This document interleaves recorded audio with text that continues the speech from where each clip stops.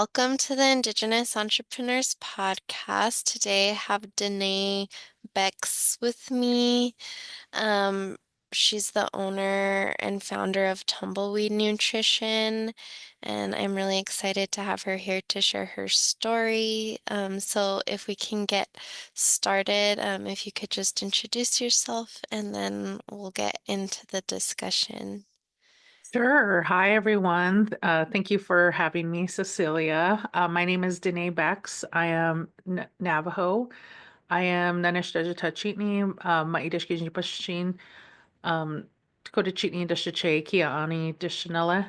And I am the owner and founder of a company called Tumbleweed Nutrition, which is a native nutrition education consulting company.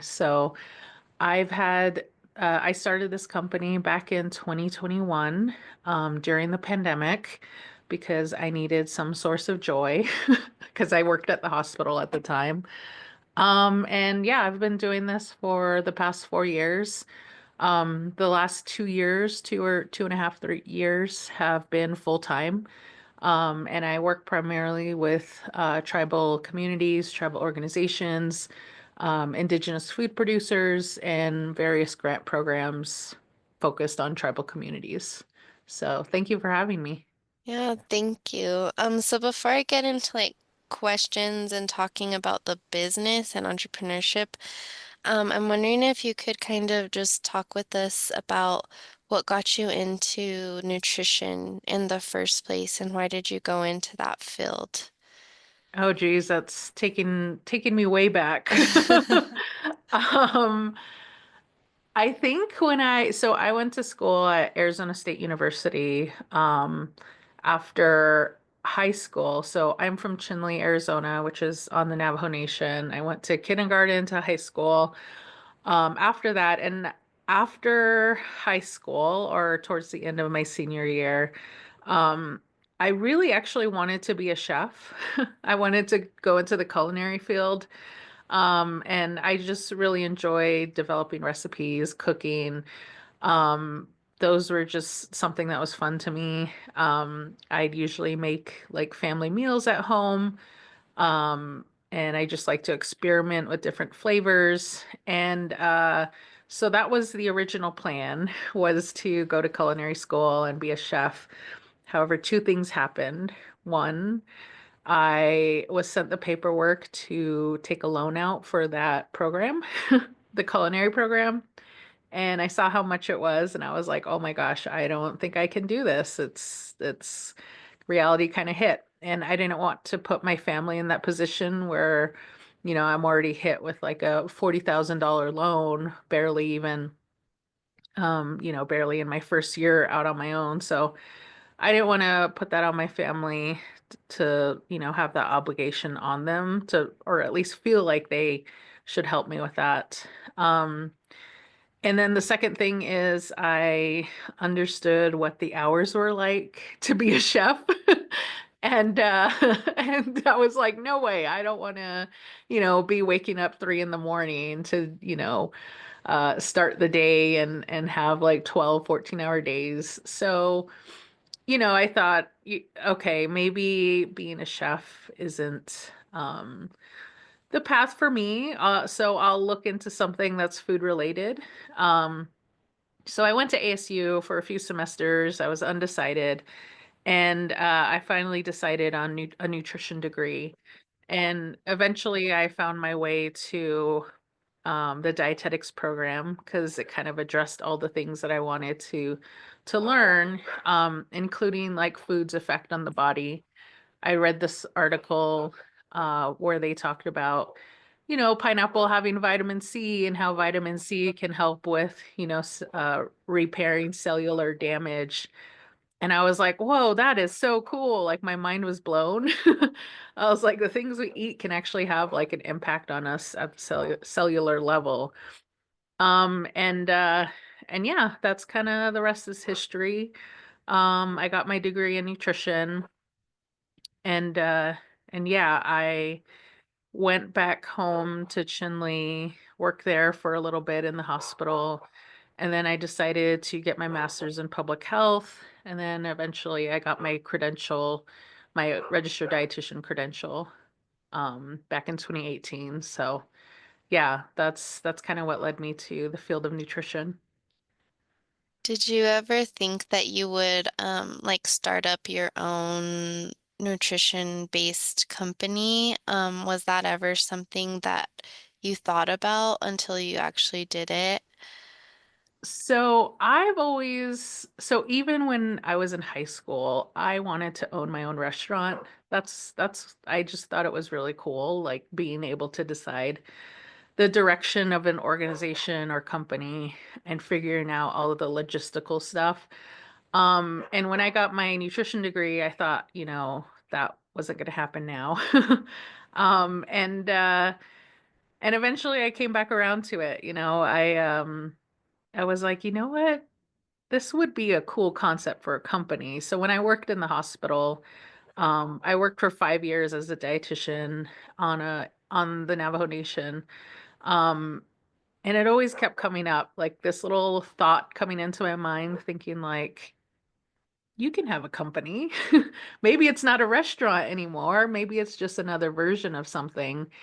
And at the time when I first became a dietitian, um, back in 2018, I was thinking more along the lines of like a nonprofit. Because that model was something I was more familiar with because there's more nonprofits on the reservation, focused on nutrition and public health. So that's what I thought. Um, and then over the years, the idea kind of evolved into creating an LLC. And the reason why I didn't go with the nonprofit route was because I didn't want to write grants. Two things for that was I didn't want to write grants. I wanted to focus on what I enjoy doing, which is community nutrition. And then the second thing, was that I wanted to support existing organizations out there. So with a nonprofit, you develop your mission statement, your vision, but you're pretty much moving your own agenda forward. Um, and I wanted to be service to other existing organizations out there because that was something I ran into at the hospital was, I was an outpatient dietitian. I was seeing 10 patients a day. I had to care coordinate for all those patients. But I would get requests from tribal or local tribal organizations asking me, hey, can you do this presentation? Hey, can you do that? Hey, can you look at this menu and sign off on it? And I'm like, I'd love to. However, my priority is my patients. I have to take care of them first. I have to figure out their tube feeding, their medications, their um, all these different things that come with patient management. I don't have time to develop presentations, but I was like, maybe that's a gap. And it definitely is a gap now that I've been out doing this for 4 years, is that we need more dietitians who are familiar with tribal communities, and we need them to be of service to the tribal communities, not just in the hospital setting, but in a lot of different settings, school settings, in curriculum development and lesson plan development and all these different areas. So yeah, I think I'm going off on a little tangent, but that was that was kind of my thought process when I first started thinking about owning a business. So yeah, I'm an LLC now. So Yeah. Well, that's a great point you bring up too, is you saw that need when tribes and different organizations were coming to you for services that you could offer, but like it wasn't part of your main job. So you like identified those needs and then that kind of led to you starting your business. Is that correct? yeah, yeah. Definitely, I had my patients. I took care of them first. Um, but I started thinking about the goal of the company, the LLC, and when I figured out like what services I was going to provide, that was when I developed a mission statement. I kind of developed my own pillars. If you look on my website, you'll see pillars. Those are the original pillars that I created. Um, to make sure that I'm, staying within my lane or staying on top of my mission. Um, and yeah, and then on the weekends, that's when I would do the other work. And for the most part, I worked on the Navajo Nation. And I knew it was going to be complicated if I took in Navajo Nation focused organizations. So I primarily just declined projects with them because, in my regular job description, it said like, I serve at the Navajo Nation's discretion. So I didn't want there to be like any conflict of interest. So I, made sure I worked with non-Navajo organizations while I worked at the hospital. And that's where I kind of came to a decision back in 2022 that I needed to choose, do I choose the company? Do I pursue my company full time? Or do I continue, overworking myself and working 80 hours a week? And so I decided just for my own sake and the mission that I'll uh, go off on my own and pursue my business.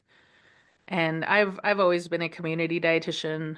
That's something that I just enjoy. I enjoy doing projects in communities. And this kind of allowed me to do that, but on my own terms. So, yeah.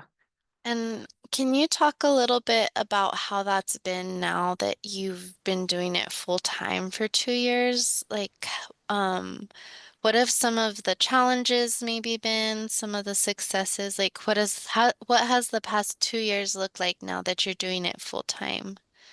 So I'll say the first 6 months after I quit my job, that was in December of 2022. The last week I said, Danae, this is your Christmas present. You're quitting your job. And January of 2023, for like the first 6 months, I was like, what did you do, Danae? Like you left a stable job, you left behind your insurance, you left behind your retirement. I mean, your retirement contributions.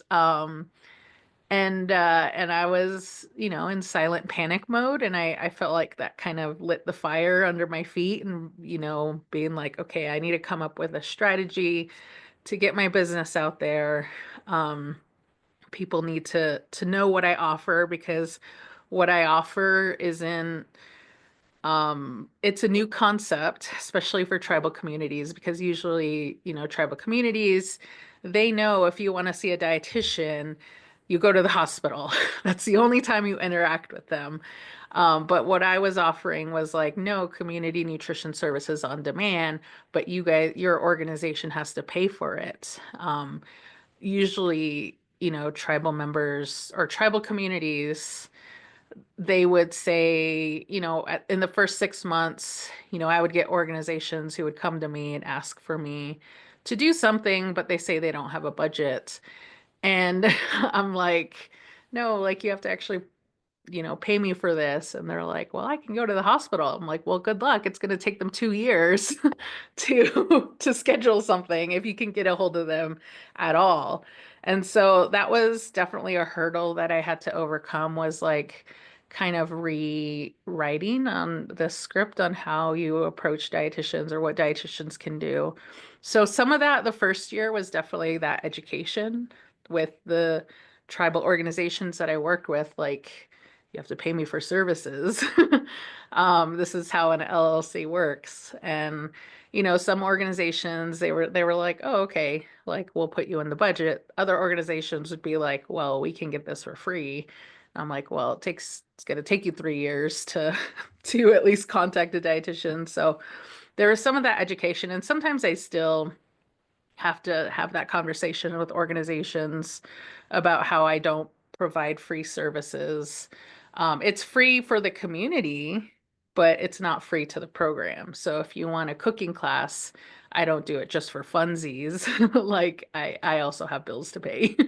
And so this is how I pay my bills. And so there's that conversation that has to happen, but for the most part, it's gotten better. And then the other reason why I left the hospital was I really wanted to focus on that marketing strategy. like I mentioned, social media being one of them. And so that's how most of my clients have found me is through social media. And I really wanted to build up that platform and talk about issues, nutrition issues in Native communities, because that's something that's really lacking on social media, that perspective of what is it really like to practice nutrition education in a tribal community? How do you deliver culturally inclusive care, nutrition care in tribal communities? Like, what are our realities that we have to address? It's not as simple as just telling everybody to eat kale and blueberries. It's a lot more complicated. There's a lot more history. When it comes to what determines our nutrition choices. And we have to address those too. So, yeah, it's the first year was definitely about building my clients' base and just, getting people used to the idea of my services, developing my marketing stuff, my brochures, my website, my social media. And then towards the end of 2020, when was that? 2023. That's when I started getting more requests. And then all of last year, which was 2024, was me just barely trying to keep my head above water because I had too many requests. It just kind of exploded. Um, and my goal was to not just provide nutrition education, but to also provide very professional, nutrition education to make sure my clients were taken care of. I was communicating with them well. I had everything lined out. There were systems in place so that my clients knew what to expect when they work with me. And so that's kind of what I focused on 2024 is just getting those systems in place. So then that way I can guarantee that those clients are going to come back and seek me out for services again. And so that's what 2024 was about. And this year is definitely, I have a feeling it's already going to be a lot of just trying to figure out how to manage my time and stuff and projects, and I'm already booked out into June, which is crazy. So so That's yeah. awesome, though. It means business is going well then. Yeah. Yeah. So that's definitely I my first year I told myself if it doesn't work out after 2 years, then I'll go to the hospital. I'll go back to work for a hospital. And that's again, that was my feet to the fire kind of thing was like, you either make this success or you work for a hospital. And I did not, still don't want to work for a hospital. I hate charting. I really enjoy patient interaction, but I just don't like the charting. Of everything. And so that was kind of like, it's either this or go back to the hospital. I was like, I don't want to go back to the hospital. So, so it was a black or white decision for me. Like I had to make this work out. So yeah, that's definitely a lot of lessons learned these past 2 years, just and also I think the biggest lesson was just making sure I'm advocating for myself and my self-care and telling people this is what I need to work with you, and staying firm with my prices and my rates, um, and realizing that it's if they can't fit it in their budget, that's not a Dene problem, that's a them problem, And so just making sure that I hold those boundaries for myself as well. So it's a lot of personal reflection as well in building this business. Yeah, it's especially hard when like you have that heart for your community, and like if you Yeah, could, you would do it for like less than or free, but it's like for no, sure. you have to pay your own bills too and make money. Um, can you share a little bit about what some of your services are that you offer, or maybe some of your favorite projects that you've worked on over the past 2 years? Um, as far as services go, I think what I'm most sought out for is cooking classes. So I'm just imagine me as a mobile cooking class. That's what I am. I drive around in my RAV4 to different locations and I set up a cooking class for about 20 or 25 people. So that's what I'm kind of most known for, and that's what kind of looks nice on Instagram or on social media. Um, but I also do presentations, not just for the community. So I do community presentations, but I usually pair it with a cooking class just because presentations on their own are kind of boring for community members. Like you got to have something interactive with it. So I usually suggest to my clients, let's do a cooking class too to help implement that knowledge. Um, but the other thing that I do is presentations for healthcare professionals working in tribal communities, because that's again another gap in the way we talk about nutrition or health in Native communities. It's something you have to learn on the job because that isn't definitely isn't taught in college, definitely isn't taught in your medical programs. And so I do professional development training. So I've worked with, last year, I had the opportunities to work with many different hospitals on the reservations, but also I've worked with colleges and universities. So, like University of Utah, Yale University, Montana Dietetic Internship. Um, and talked with their students, their medical students, their dietitian students, their nurse students, nurse practitioner students. And I even had the opportunity last year, was it last year? Maybe it was the year before. I actually brought out some medical students from University of Utah. We went to a farm and I had them volunteer on the farm for a full day. And I did I talked about the nutrition landscape of our community. And I said we as clinical professionals, we need to make sure that we are supporting indigenous food producers.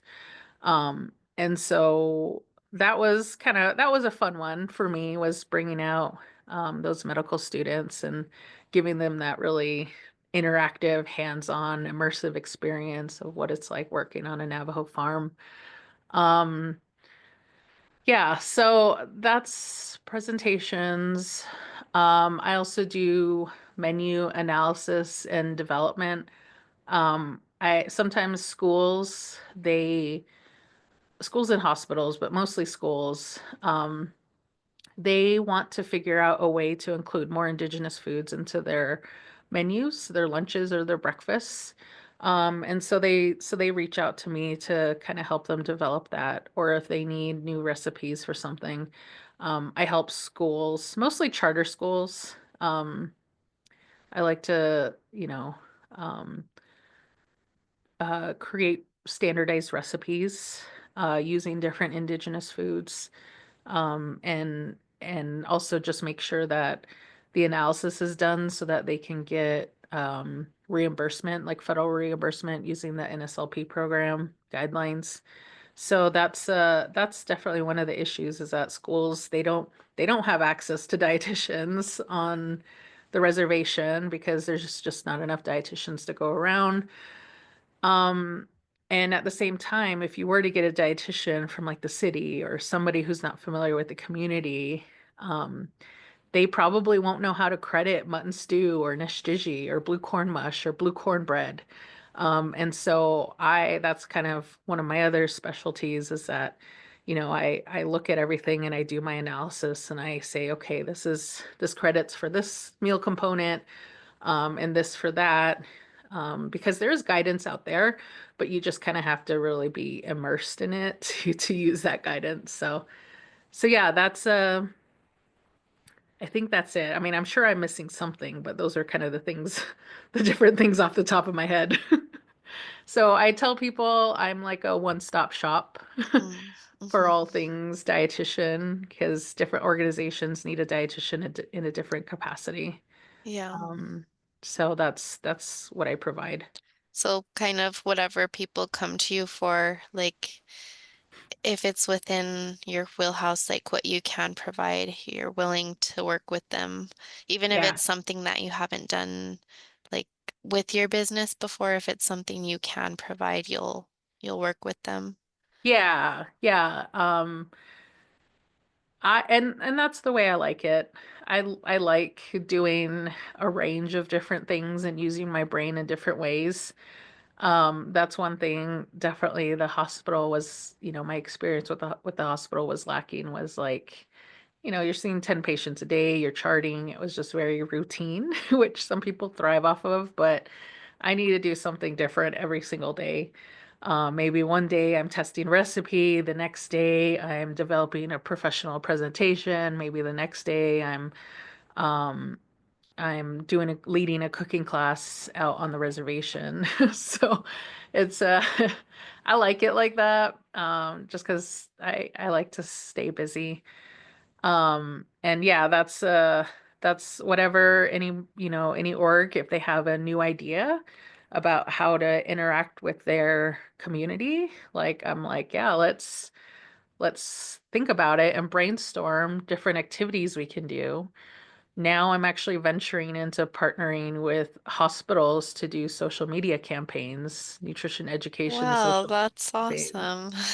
So, and again, that's, they see my work on social media, and that's how the hospitals get to know my work.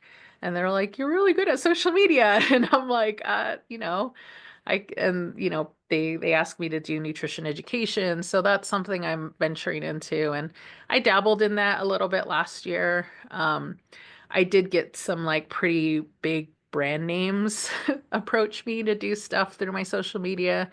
Because I think at this point I'm mainly active on Instagram. I have like 40,000 followers, and so that's a pretty big chunk, especially when it comes to like brand work. Um, Brands are looking for that the bigger following. And so sometimes I do get approached by like national brands. Um, but I always bring it back to, is this falling in line with my mission? Is this falling in line with my pillars, my values? And if it doesn't, then I have to decline those projects.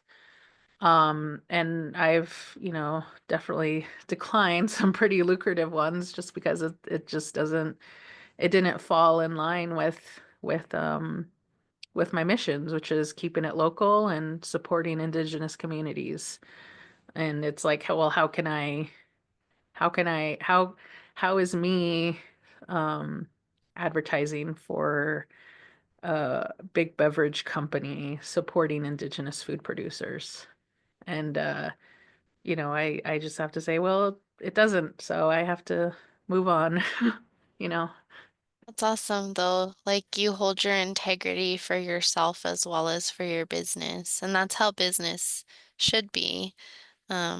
You should always be serving the people and your mission. So Yeah. And that's definitely something that's really helped me stay grounded and making sure I'm not like, even though it seems like I'm doing a lot right now, I'm sure I could be doing more, like, but really random things that don't necessarily fall in line with my mission. And, that's I have to I think last year I kind of came to the conclusion where I had to tell myself, you have to have those, what do you call those guardrails in bowling alleys? I guess guardrails. bumpers. You have to have bumpers to prevent you from just like going all over the place, Going um, down the gutter. going down the gutter, exactly. And, like I said, it's either if I'm going down the gutter, then that means I'm not sticking to my own personal values. I'm not feeling fulfilled as a person. Um, and I don't want to work for the hospital. That's that's my That's a my big motivation. motivator.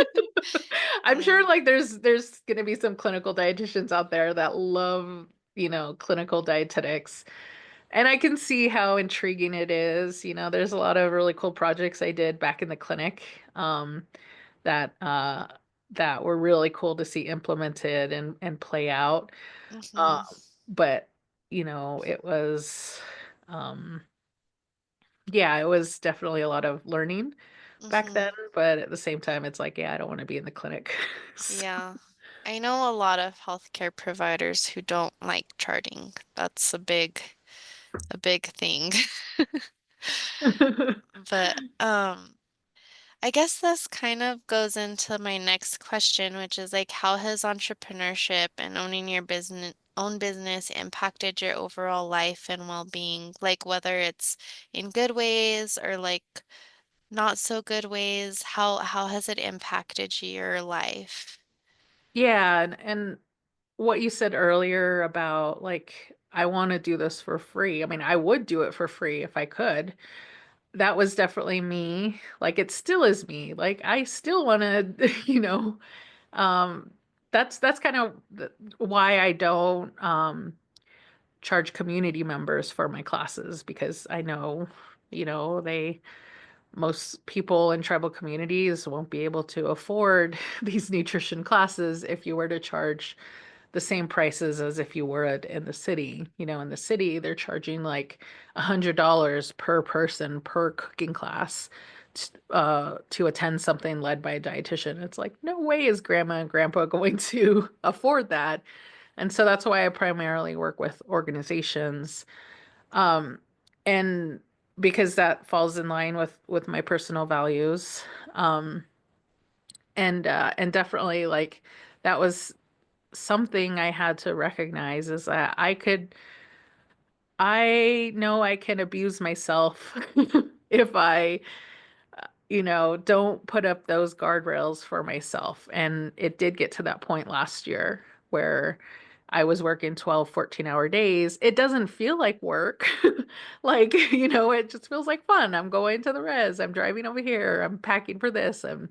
I even like making presentations. I really enjoy making presentations and I can do it all the way until midnight if I wanted to. Just 'cause it's fun. I like it. But that was where I had to kind of again draw that line and be like, well, that's not really healthy if you're just throwing yourself into your work. You need some hobbies. You need to go to the gym, take some time to care for yourself. So personally, that's definitely something I've been thinking a lot about for the last year. And, this year I'm trying to scale back or limit myself and how much I can take on per month. And I've been holding true for the most part. So far, which is why I'm booked out into June, because I've had to be like, well, this month won't work. Let's look at the next month, and just try to spread it out. So, yeah, personally, that was uh, the biggest thing I've had to think about is time management. The other thing is definitely like, I think the worst, thinking about me working at the hospital, because I've worked in a hospital in different hospitals on the res for about a good 10 years, not solely as a dietitian and other capacities too, like a health tech. Um, And the worst thing about that was getting ready in the morning and trying to decide what to put on for work. That's like the worst part of my day. And and that's what I wanted was that flexibility to work from home and not have to like figure out what I'm gonna wear every single day. I just really enjoy that. So, I think that's one of the best things about working from home or working on your own schedule is just having that a lot of flexibility to decide what I want to work on today, what's a priority today. Do I know, do I want to wash my face that day? So, yeah, that's the other thing that I really enjoy about this new schedule. I'm going into my second year, third year. This is my third year. And it's been really nice to not have to always stick to that, at 7 to 5 schedule, 7 to 6 schedule. That was actually my schedule at the hospital. Um, and yeah. Sounds like you were still working 12-hour days at the hospital. So at least you're doing 12-hour days now and it's kind of on your own terms. Yeah. Yeah. Yeah, for sure. Um, so just a few more questions. Are there any resources or like people who helped you along the way, as you were building and growing your business that you'd like to either give a shout out to or like let other people know of that resources that they could tap into as well? Um, I think a few resources. Definitely the first one is Patrulli Hernandez. She's actually a strategist out in DC. And she really helps me figure out my guardrails and put them down in words. And that was something that I knew coming out of the hospital or a full-time job, I needed again to set up those guardrails. And so I contacted Patrulli, and they, uh, you know, they've worked in food security programming in their regular jobs, but they went into consulting um, as well. So I asked them, um, "Hey, can you help me come up with like my vision and my mission and my objectives and outcomes and all of these different things that I need to make sure my business." Just to make sure I had my business, my business had a strategy. And so that was what I did back in March 2020, 2023, I think. Maybe it was 2024. But that really just helped me crystallize my strategy and my vision for what wanted my company to be and kind of give me some goals that I can work on, some longer term goals. Um, and Yeah, I actually found them on Instagram. Um, a lot of people I've come to be friends with in person. Many dietitians that I've worked with or met in person or presented with, I actually met them through Instagram. Um, so yeah, definitely Petroli. Their business is called Embody Lib on Instagram. I don't remember their handle.